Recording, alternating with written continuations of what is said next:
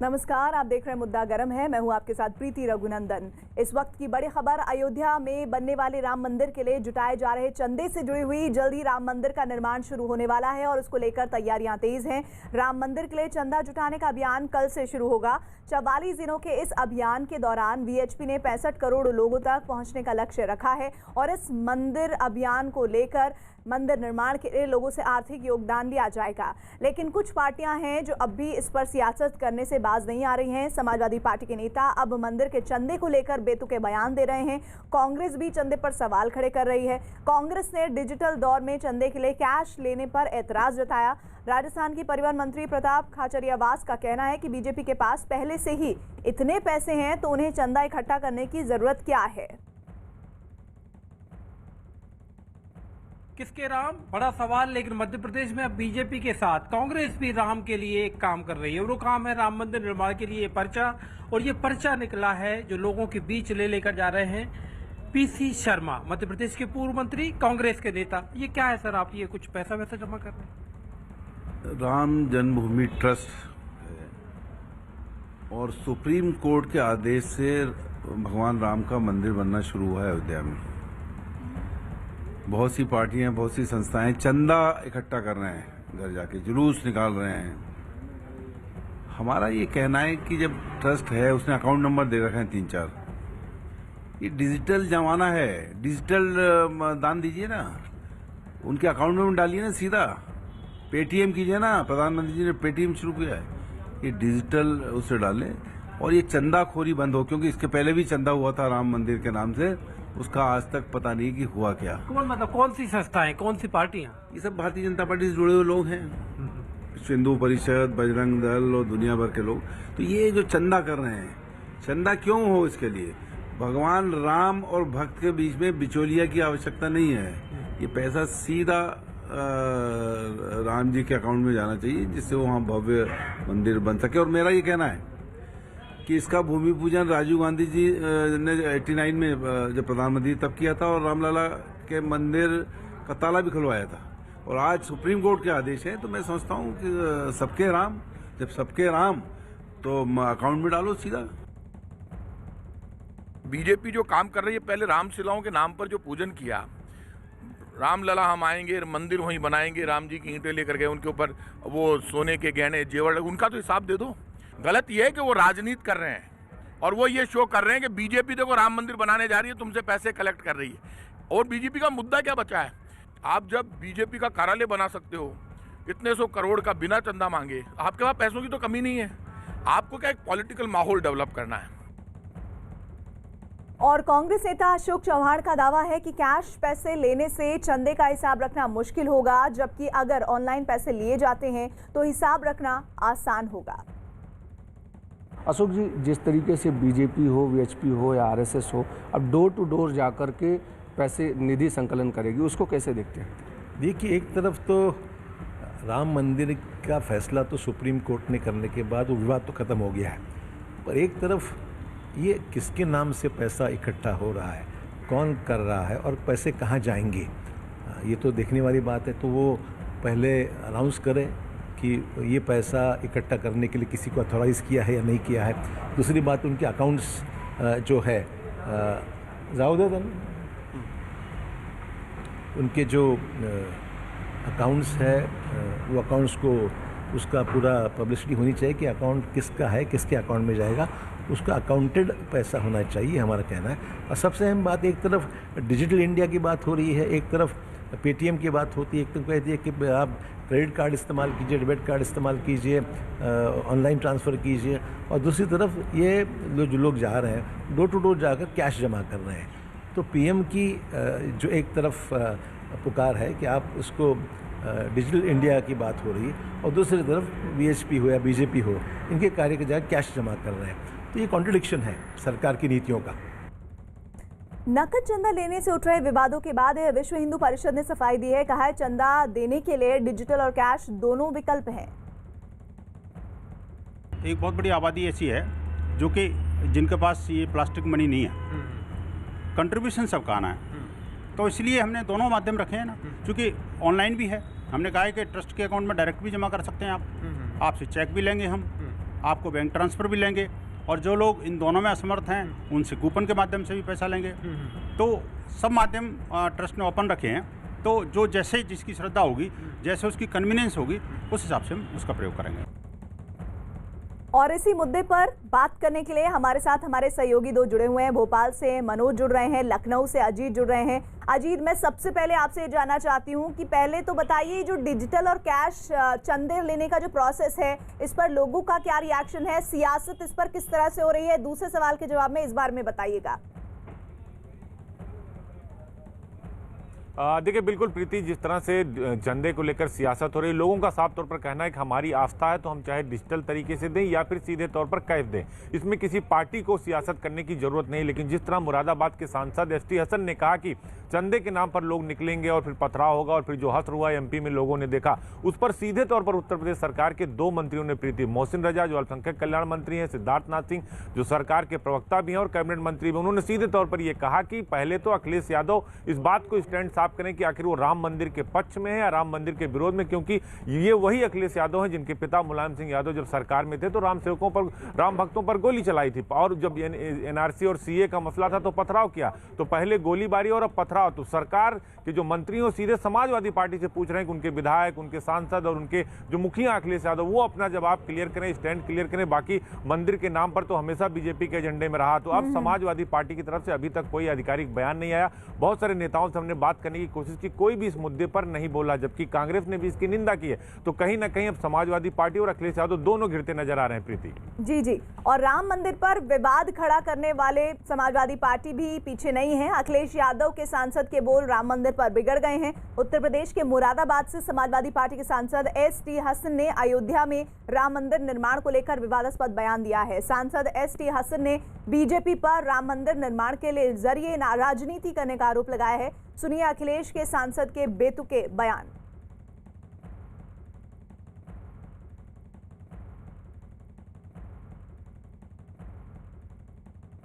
इन्हीं के लोग जब चंदा लेने निकलेंगे तो चंद दिखे हुए मुसलमानों से इनसे पथराव करा देंगे। पथराव के बाद उनके साथ जो हशर हुआ मध्य प्रदेश में, वो आपने देखा। वो मैसेज दे रहे हैं हिंदू कम्युनिटी को कि हम ये हशर कर सकते हैं। पथराव करने वाले भी यही थे और उनको हशर बिगाड़ने वाले भी यही थे। अजीत, इस बयान को सुनने के बाद अब कुछ शक शुबा रह जाता है कि चंदे को लेकर सियासत कौन सी पार्टी कर रही है और क्यों कर रही है? देखिए, निश्चित तौर पर इस बयान से साफ होता है कि समाजवादी पार्टी के सांसद ने जिस तरह बयान दिया है, सांप्रदायिकता को भड़का रहे हैं। और यही आरोप प्रीति बीजेपी के मंत्री सिद्धार्थनाथ सिंह भी लगा रहे हैं कि ये सांप्रदायिकता को फैला रहे हैं, और ये कह रहे हैं कि बीजेपी सांप्रदायिकता फैला रही है। तो पहले ये तय कर लें कि राम मंदिर के पक्ष में है या राम मंदिर के विरोध में है। तो निश्चित तौर पर इस बेतुके बयान के बाद समाजवादी पार्टी घिर गई है और उनसे अब जवाब देते नहीं बन रहा हो। यही वजह है कि समाजवादी पार्टी का ना कोई नेता, ना कोई उनका प्रवक्ता इस मुद्दे पर बोलने को तैयार नहीं है। तो निश्चित तौर पर ये जो बयान उन्होंने दिया है, पूरी की पूरी समाजवादी पार्टी कटघरे में खड़े, जबकि कांग्रेस के प्रवक्ता ने भी कहा कि इस तरह का बयान नहीं देना चाहिए। और बीजेपी के तो दो मंत्रियों ने अटैक कर दिया और मुलायम सिंह तक को निशाने पर लिया। तो कहीं ना कहीं अब समाजवादी पार्टी के लिए जवाब देना मुश्किल हो रहा है, क्योंकि उन्होंने बयान ही ऐसा दे दिया कि चंदा लोग निकलेंगे, पथराव होगा, और फिर दंगों की बात इशारा किया कि फिर क्या होगा एमपी में जो हुआ, लोगों ने हश्र देखा। तो अब जवाब देते समाजवादी पार्टी से फिलहाल नहीं बन रहा प्रीति। जी बिल्कुल, और इस पर सियासत भी लगातार हो रही है। और इस बयान के बाद सवाल उठता है कि समाजवादी पार्टी राम मंदिर के साथ है या मंदिर के खिलाफ है। पार्टी नेता के बेतुके बयान के बाद अखिलेश यादव की मुश्किलें बढ़ने वाली हैं, और बीजेपी ने अब अखिलेश से पार्टी के सांसद के बयान पर उनसे बोला है कि आप अपना स्टैंड क्लियर कीजिए कि वो राम मंदिर के साथ खड़े हैं या राम मंदिर के विरोध में हैं। हमारे साथ सरकार के मंत्री सिद्धार्थनाथ सिंह जी मौजूद हैं। सर, एसटी हसन का बयान राम मंदिर और फिर पथराव, इसको किस तरह देखते हैं? देखिए, दुर्भाग्यपूर्ण बयान है। और समाजवादी पार्टी वही पार्टी है जिन्होंने राम भक्तों के ऊपर गोलियां भी चलाई थी मुलायम सिंह के टाइम पे। और आज जब शांतिपूर्वक सब कार्रवाई हो रही है, पूरे देश ने, उत्तर प्रदेश की हर जनता ने और मुस्लिम समाज ने, सब ने वो कोर्ट के ऑर्डर को एक्सेप्ट किया है। अब भव्य राम मंदिर का निर्माण भी शुरू हो गया है। अब वो सांप्रदायिक एजेंडा अब लगा रहे हैं। पहले तो सांप्रदायिक एजेंडा था कि निर्णय जो आना था उस पर भी सांप्रदायिकता कर रही थी समाजवादी पार्टी। आज जब मंदिर बन रहा है, भव्य मंदिर बन रहा है, तो उनके सांसद फिर सांप्रदायिक का एजेंडा लगा रहे हैं।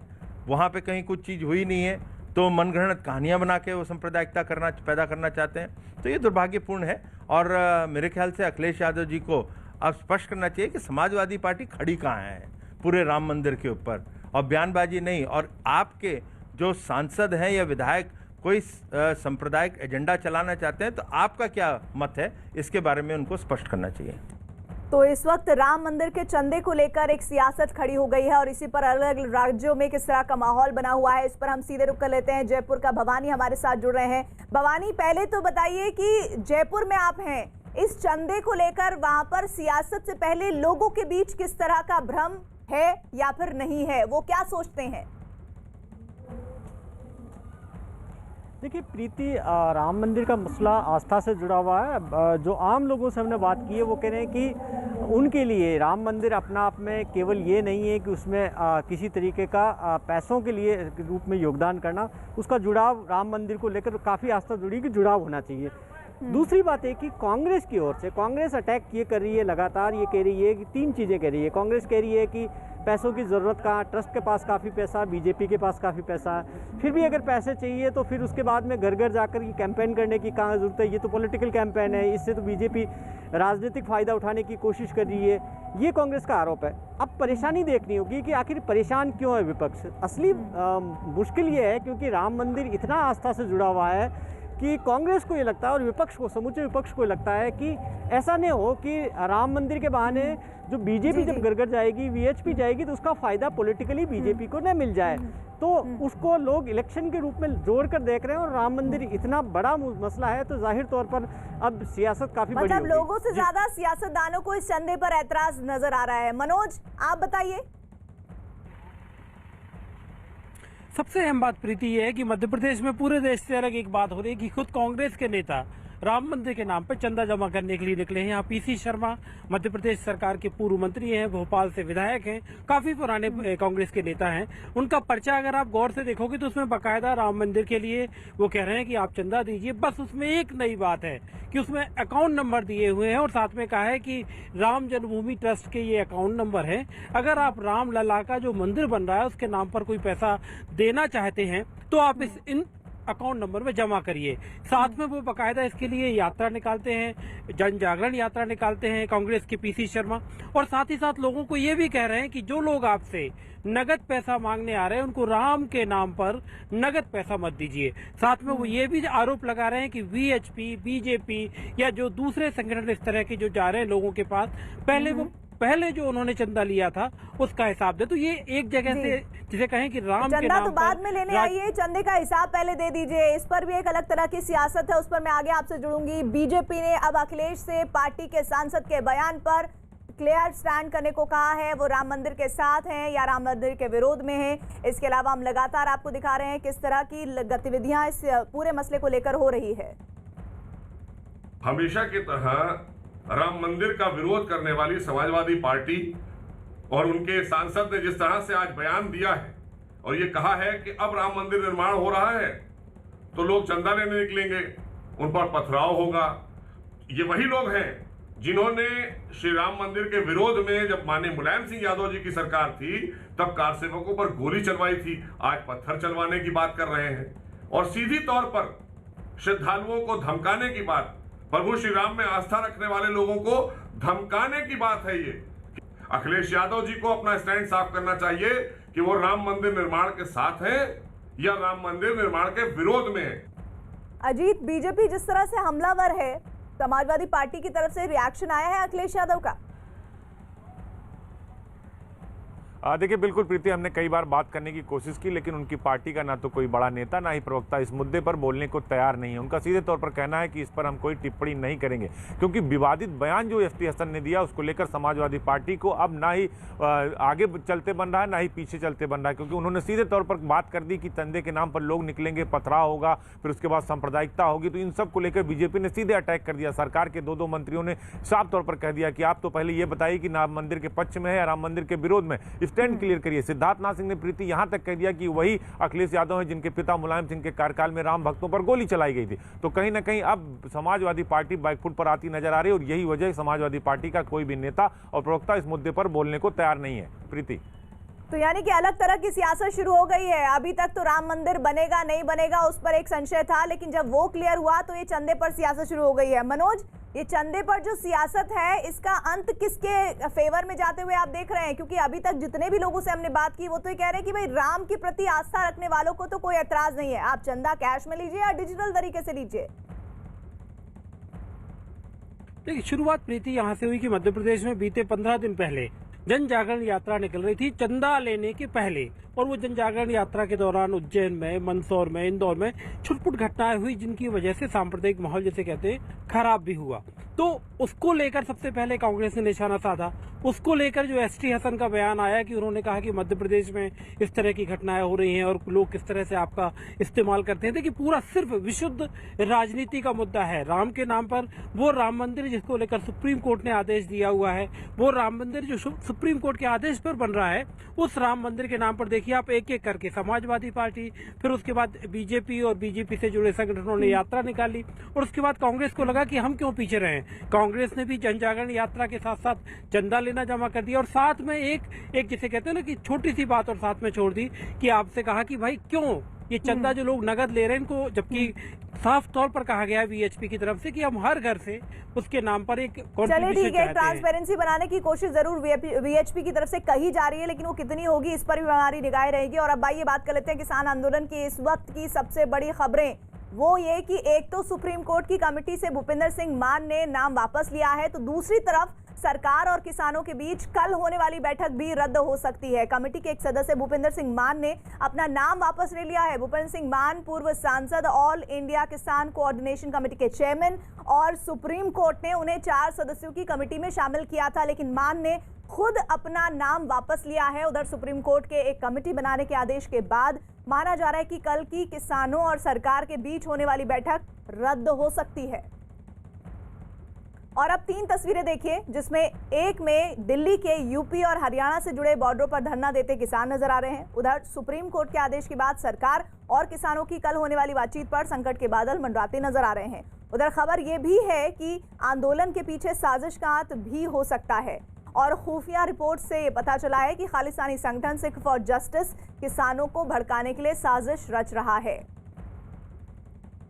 उधर किसान आंदोलन की गर्मी बढ़ती जा रही है। करीब 50 दिनों से किसान कृषि सुधार कानूनों के खिलाफ हैं, और सरकार के तरफ से तमाम कोशिशों के बावजूद किसान मानने को तैयार नहीं है, और इसकी वजह है आंदोलन के पीछे हो रही राजनीति।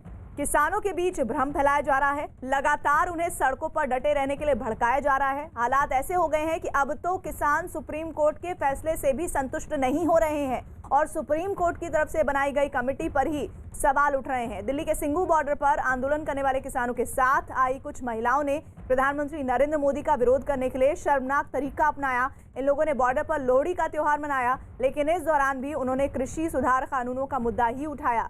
हद तो तब हो गई जब लोहड़ी मनाने पहुंची महिलाओं ने पीएम के विरोध में ऐसा गीत गाया। शुरू उन्होंने किया वो गीत गाना जिसके शब्द शर्मिंदा करने वाले थे, और इसमें कोई शक नहीं अब रह गया है कि किसानों के कंधे पर बंदूक रखकर लेफ्ट पार्टियां जगह जगह प्रदर्शन कर रही हैं। किसानों के बहाने लेफ्ट संगठन अब खुलकर सरकार के खिलाफ हल्ला बोल रहे हैं। तमिलनाडु के कोयम्बटूर में सीपीआई ने कृषि सुधार कानूनों के खिलाफ प्रदर्शन किया है और कृषि सुधारों की कॉपियां जलाई हैं। मुद्दा किसानों का है, लेकिन आरोप है कि लेफ्ट इस मुद्दे को एजेंडा बना रहा है। तो देखिए किस तरह से इन सुधारों की कॉपियों को जलाया गया है, आग के हवाले किया गया है, और इस तरह की तस्वीरें, इस तरह की जानकारियां आ रही हैं कि अब इस पूरे मामले को हाईजैक करने की कोशिश लेफ्ट कर रहा है और एक एजेंडे की तरह इस पर काम कर रहा है। और ये जो तस्वीरें हैं ये दिल्ली के सिंघू बॉर्डर की है, जहां आंदोलन करने वाले किसानों के साथ आई महिलाओं ने प्रधानमंत्री नरेंद्र मोदी का विरोध करने के लिए इतना शर्मनाक तरीका इस्तेमाल किया। उन्होंने लोहड़ी का गीत गाया जिसके शब्द शर्मिंदा करते हैं। सिंघू बॉर्डर पर किसानों की नारेबाजी में पीएम के खिलाफ भद्दे शब्दों का इस्तेमाल बड़ा मुद्दा बन गया है। केंद्रीय कृषि राज्य मंत्री कैलाश चौधरी ने न्यूज़ 18 से एक्सक्लूसिव बातचीत में कहा कि ऐसी बयानबाजी करने वाले लोग किसान हो ही नहीं सकते। किसान आंदोलन के मुद्दे पर हमारे साथ केंद्रीय मंत्री कैलाश चौधरी जी, हम उनसे बात करते हैं। सर, किसान आंदोलन में ऐसी तस्वीरें भी सामने आई हैं कि कुछ लोग मोदी जी के विरोध में नारे लगा रहे हैं, मोदी मर जा ये शब्द कहकर नारे लगा रहे हैं और बाकायदा आग जला के इस तरीके का प्रायोजन कर रहे हैं। ऐसा है कि दुर्भाग्य का विषय है कि इस तरह कोई किसान कभी नहीं कर सकता। मुझे ये लगता है इसमें कहीं कहीं राजनीति है, लेकिन जो सुप्रीम कोर्ट ने अब निर्णय दे दिया है और जब किसानों के लिए कमेटी बन चुकी है, तब जो फैसला करेगी कमेटी करेगी। और अब जो सुप्रीम कोर्ट का निर्णय है वो सर्वमान्य है और सुप्रीम कोर्ट के निर्णय को जो कमेटी रिपोर्ट सौंपेगी उसके बाद में सुप्रीम कोर्ट है वो निर्णय देगा, तो उसको सबको मानना है। सर लेकिन बतौर सरकार के नुमाइंदे होने के नाते ऐसे लोगों से कैसे निपटना चाहिए, या विचार क्या है आपका, या मूव क्या होना चाहिए? हम तो यही चाहते हैं कि जो किसानों के हित के बिल आए हैं, जिसका करोड़ों करोड़ किसान इस बिल का समर्थन कर रहे हैं, और वास्तव में ये किसान जो हैं, जो यूनियन के नेता हैं, उनसे मेरा तो यही निवेदन है कि किसी भी समस्या का समाधान है वो बातचीत से निकलता है। और हमने 9 दौर की वार्ता की है और 9 दौर की वार्ता के अंदर भी वो अपनी जिद पर अड़े रहे। और मैं तो सोचता हूँ कि किसी भी समस्या का समाधान जिद नहीं है, और निश्चित रूप से अब तो ये फैसला है वो सुप्रीम कोर्ट के अंदर ही होगा। तो मुझे तो यही कहना है कि यूनियन के नेता जो अपनी बात रखना चाहते हैं वो जो निष्पक्ष कमेटी बनी है उसके सामने विषय रखें। हमारे साथ अमित, हमारे सहयोगी जुड़े हुए हैं। अमित, आप तो 50 दिन से पहले से ही इस पूरे आंदोलन को कवर कर रहे हैं, लेकिन अब जिस तरह की रणनीति अपनाई जा रही है, जिस तरह की शर्मनाक हरकतों को अपनाया जा रहा है, क्या लग रहा है कि इसके पीछे किसान ही हैं?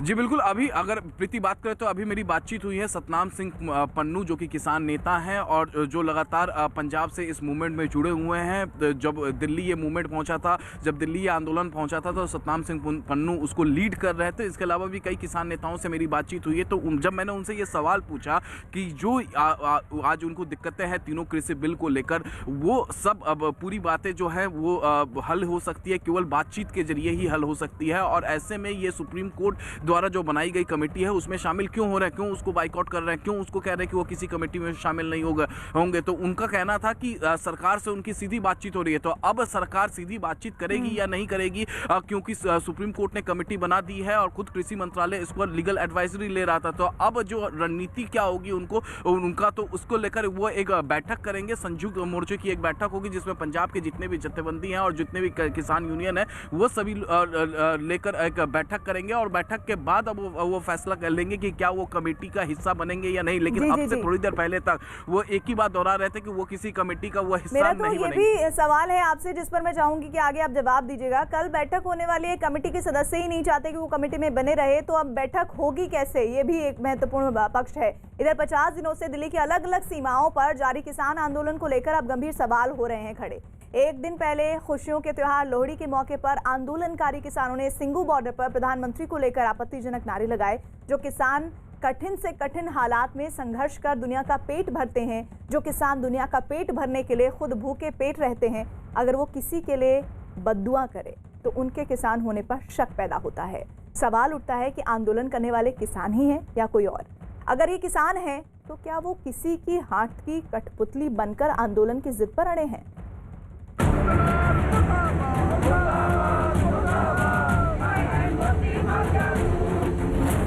पहले सरकार के खिलाफ मुर्दाबाद के नारे,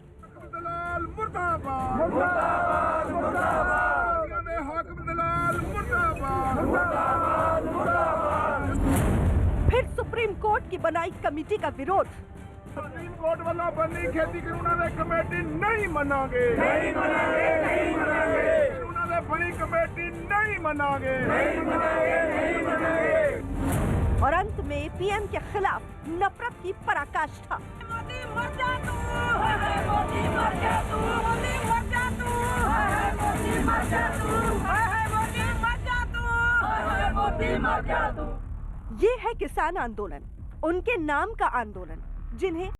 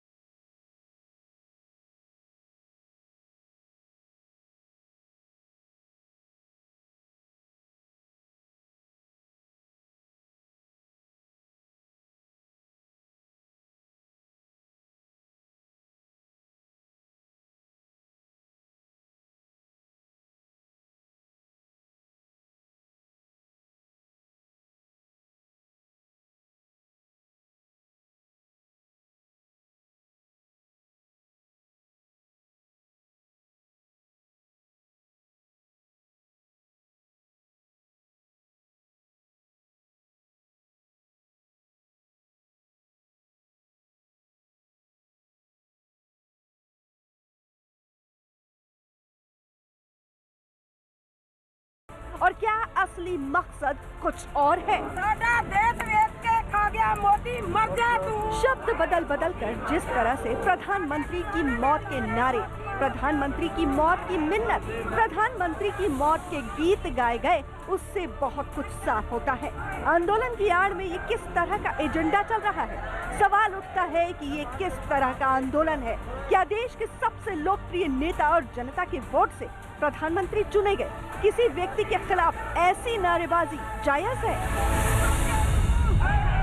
प्रधानमंत्री को लेकर जिस तरीके के नारे लगाए जा रहे हैं वो दुर्भाग्यपूर्ण है। लेकिन साथ साथ मैं ये भी कहूँगा, किसानों के कितने बेटे इस प्रोटेस्ट के अंदर मारे गए, हर रोज मारे जा रहे हैं। सरकार ने अपने कान और आंखें बंद कर रखी हैं, उसका नतीजा क्या निकलेगा? लेकिन प्रधानमंत्री को चाहिए कि जल्द अज जल्द इनकी समस्या का समाधान करें। ऐसा पहली बार नहीं है जब किसान आंदोलन में प्रधानमंत्री के खिलाफ इस तरह की नारेबाजी हुई हो। इससे पहले भी किसान आंदोलन में ऐसे ही नारे और ऐसी ही नफरत के गीत गाए जा चुके हैं। यही नहीं, किसान आंदोलन के पोस्टरों पर ऐसे लोगों के चेहरे भी दिख चुके हैं जिन पर कई गंभीर आरोप लगे हैं। किसान आंदोलन को खालिस्तान समर्थक संगठनों से मदद मिलने का भी आरोप लगा है। जिस तरह से किसान आंदोलन की आड़ में कई विरोधी दल अपनी खोई हुई सियासी जमीन के लिए हाथ पैर मार रहे हैं, उससे आंदोलनकारियों की मंशा पर सवाल उठता है।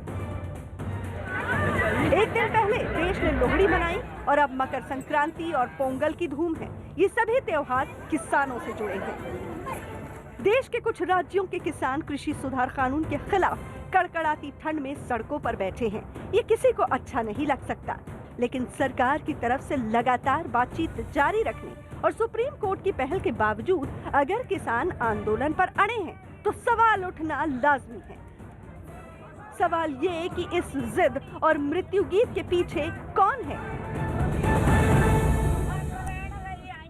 विश्व हिंदू परिषद के नेता विनोद बंसल ने पीएम मोदी के खिलाफ नारे लगाने वालों को सलाह दी है कि आंदोलन में इस तरह की बातें साबित कर रहे हैं कि कुछ लोग किसानों को भटकाने में जुटे हुए हैं।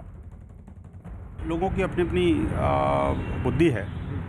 मुझे लगता है इसमें मैं कमेंट करना उचित नहीं है, क्योंकि अब ये हर्ष का माहौल है। इसमें मुझे लगता है कि जिन लोगों को राजनीति करनी है, जिन लोगों ने नेगेटिविटी देखनी है, जिन लोगों ने प्रगति के साथ नहीं खड़ा होना, तो वो कुछ भी करेंगे।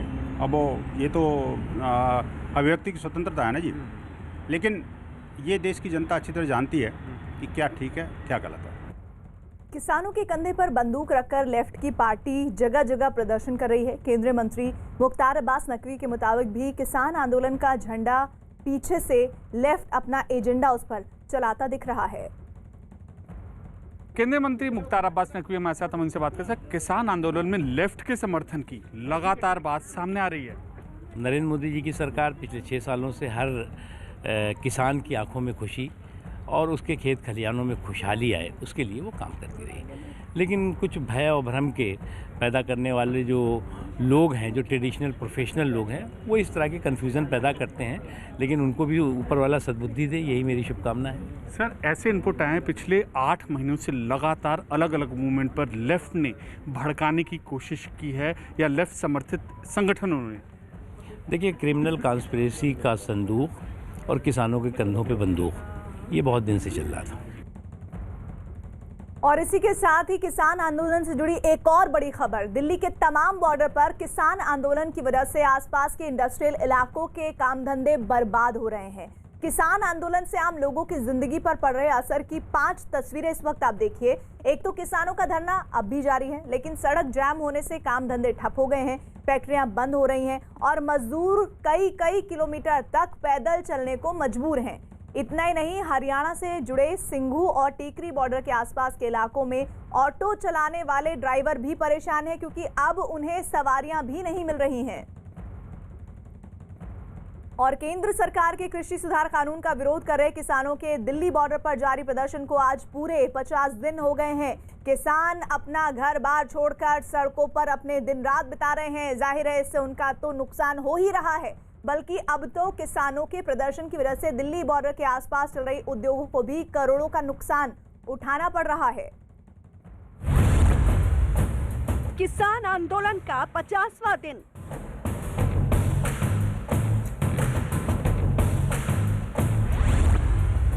आंदोलन से कारोबारियों को करोड़ों का नुकसान।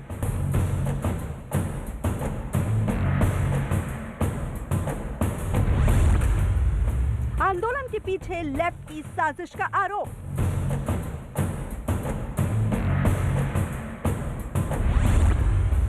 ये है दिल्ली नोएडा बॉर्डर की वो तस्वीरें जो बयां करती हैं कि चाहे कड़ाके की सर्दी हो, चाहे तीज त्योहार हो, मुश्किलें चाहे जितनी हो, किसान अपने आंदोलन के साथ खड़े रहेंगे। लेकिन अब ऐसा लगने लगा है कि जो लोग आंदोलन के साथ जुड़े हैं वो अपनी मांग के साथ नहीं बल्कि अपनी जिद के साथ खड़े हैं।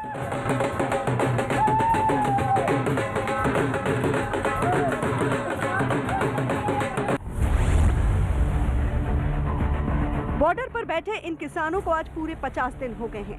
कितनी ही बातचीतों के दौर चले, कितने ही रास्ते सुझाए गए, यहाँ तक कि सुप्रीम कोर्ट ने भी किसानों की मदद करने की कोशिश की, लेकिन किसान हैं कि घर लौटने को तैयार ही नहीं। किसान सड़क पर हैं और परेशानी दूसरों को उठानी पड़ रही है। सबसे ज्यादा परेशानी हो रही है बॉर्डर के आसपास के इलाकों में बसे इंडस्ट्रियल एरिया में मौजूद कारोबारियों को। फैक्ट्री मालिकों को नुकसान हो रहा है और मजदूर परेशान हैं। ये बंद कर दिया है, कल ये बंद कर दिया, आज केएमपी बंद कर दिया है, आज ये बंद कर दिया है, कोई रास्ता नहीं है सर। बहुत प्रॉब्लम है सर। टेम्पू से आए या कोई सवारी से आए तो मुश्किल से आधा घंटा लग जाता है, और वैसे पैदल आने में हम लोगों को पौने 2 घंटा लग जाता है। बॉर्डर से लगभग 2-3 किलोमीटर पहले तक तो आ जाते हैं और वहाँ से आने में बहुत प्रॉब्लम होता है, जैसे कि पैदल आना पड़ता है। जिस इलाके पर सबसे ज्यादा असर पड़ रहा है वो सिंघू बॉर्डर के पास मौजूद कुंडली इंडस्ट्रियल एरिया है, जहां 1800 से ज्यादा फैक्ट्रियां चल रही हैं, जिनकी वजह से 1 लाख से ज्यादा कर्मचारियों की रोजी रोटी चल रही है। हालात ये हैं कि किसानों के आंदोलन की वजह से कई फैक्ट्रियां बंद हो गई हैं। इन फैक्ट्रियों तक मजदूरों को पहुंचने में काफी परेशानी उठानी पड़ रही है। इतना ही नहीं, बॉर्डर बंद होने की वजह से फैक्ट्रियों में कच्चे माल की सप्लाई ठप पड़ गई है। फर्नीचर फैक्ट्रियों में तो मालिकों को रोजाना करोड़ों का घाटा हो रहा है, जबकि कई कपड़ा फैक्ट्रियों में काम बंद हो गया है। इस वक्त मैं मौजूद हूँ कुंडली इंडस्ट्रियल एरिया के एक फैक्ट्री के अंदर, जहाँ पर जीन्स की पैंटें, जीन्स के शर्ट तैयार होते हैं। और यहाँ पर देखिए, ये जीन्स के वो कपड़े हैं, रॉ मटेरियल है, वो कपड़े हैं, और इसी के जरिए जो है जीन्स के पैंटें यहाँ पर जो कर्मचारी हैं, जो मास्टर्स आते हैं, वो तैयार करते हैं। लेकिन मैं यहाँ पर तस्वीरों में एक बार आपको इस फैक्ट्री का नज़ारा दिखा देना चाहता हूँ। आप देखिए, हर तरफ जितने भी आपको केवल 2-4 ही कर्मचारी यहाँ पर दिखेंगे काम करते हुए। वजह यह है कि कर्मचारी फैक्ट्री तक पहुंच नहीं पा रहे हैं। फैक्ट्रियों के हालात ये हैं कि सामान पड़े पड़े धूल खा रहा है और मजदूर फैक्ट्री तक पहुंच नहीं पा रहे हैं। फर्नीचर बनाने की इस फैक्ट्री पर पहले कोरोना और लॉकडाउन की मार पड़ी, उसके बाद आंदोलन की वजह से उन्हें अब तक 10 करोड़ का नुकसान हो चुका है। जो उनकी समस्याएं सरकार को सुननी चाहिए और सॉल्व होनी चाहिए। यही हालात दूसरी फैक्ट्रियों के भी हैं। कई फैक्ट्रियों में काम पूरी तरह से बंद हो गया है, तो कुछ जगहों पर गिनती के कर्मचारी काम संभाले हुए हैं। किसानों के सुप्रीम कोर्ट की पहल पर रुख को देखने के बाद 50 दिनों में करोड़ों का नुकसान झेल चुके फैक्ट्री मालिकों की चिंता और बढ़ गई है कि उनके नुकसान का अंत कब होगा। कम से कम हमारा लेबर का जो कॉस्टिंग का जो हमारा नुकसान हो रहा है वो बहुत ही ज़्यादा नुकसान है।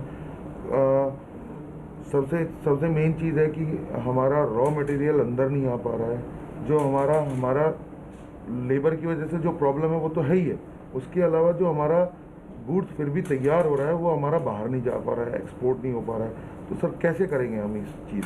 फ़र्क तो बहुत पड़ रहा है और आने जाने में दिक्कत हो रही है। भाड़े जो 30-30 हज़ार थे वो 70-70 हज़ार रुपये हो गए हैं।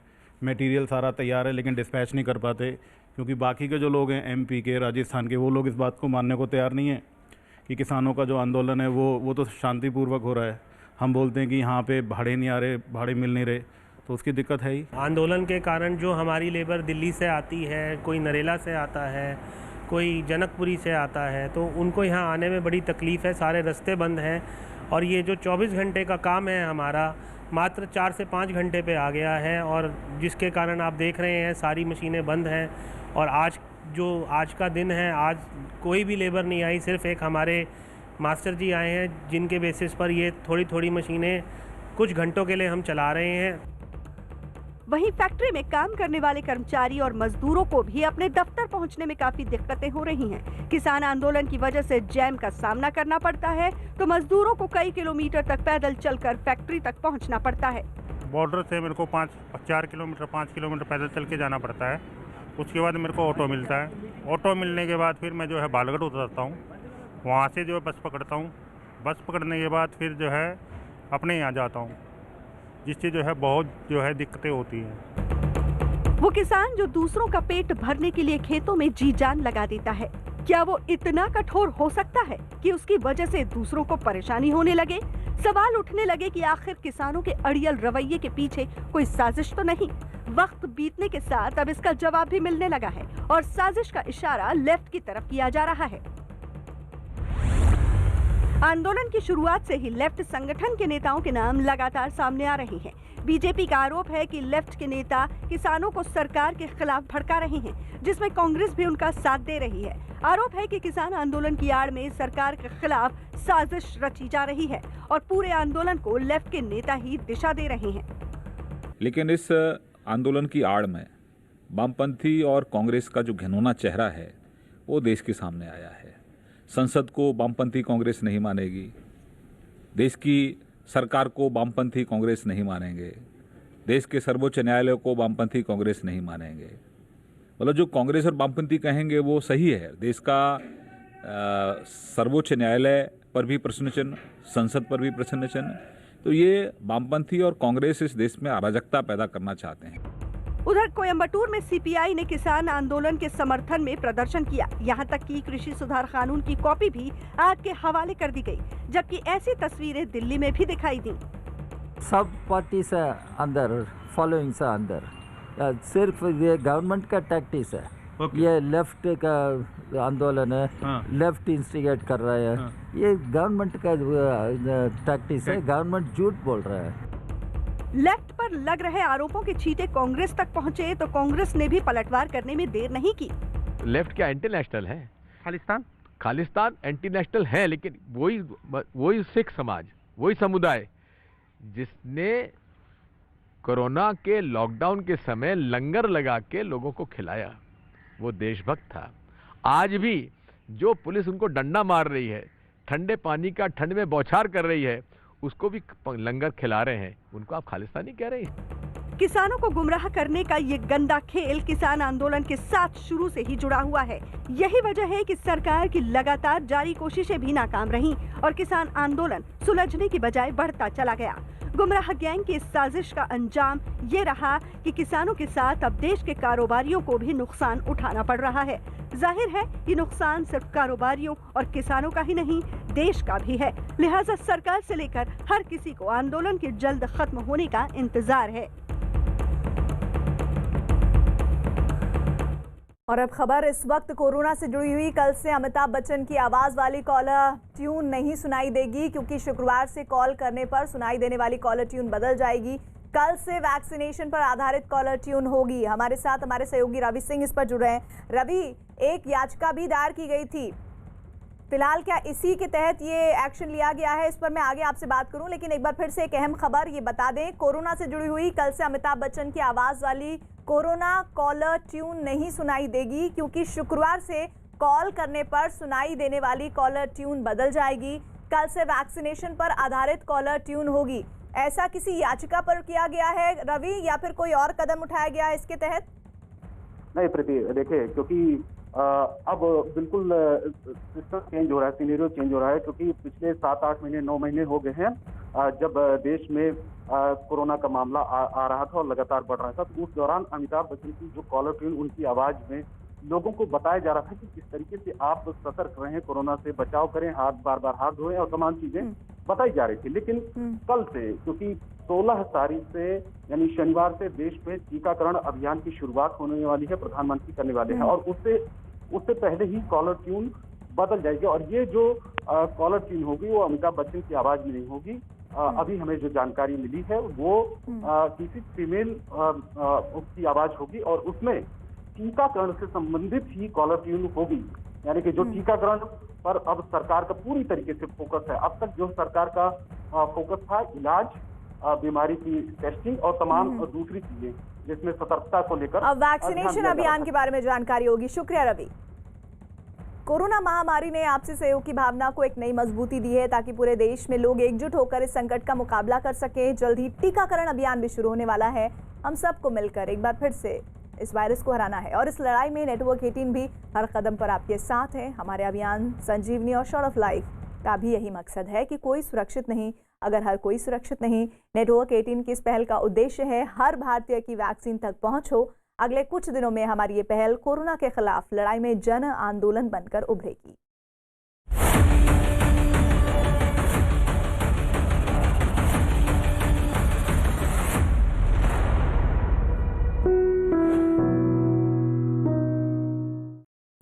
और बच्चे चाहें तो देश बदल दें, बच्चे चाहें तो नदी की धारा को मोड़ दें। ऐसे ही कुछ अद्भुत यंग जीनियस के साथ नेटवर्क 18 लेकर आ रहा है एक अनोखा शो बायजूस यंग जीनियस।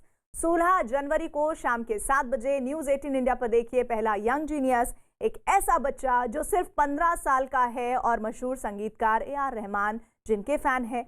इस बच्चे की बिजली की रफ्तार से चलती उंगलियां ऐसा जादू रचती हैं कि दुनिया दंग रह जाती है।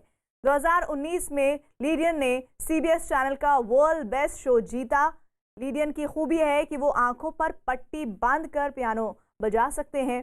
एक साथ अलग अलग हाथों से 2 पियानो भी बजा सकते हैं। 16 जनवरी शाम 7 बजे और 17 जनवरी दिन के 12 बजे न्यूज़ 18 इंडिया पर देखिए एक बड़े संगीतकार के साथ लीडियन का दंग करने वाला हुनर। जरूर देखें बायजूस यंग जीनियस।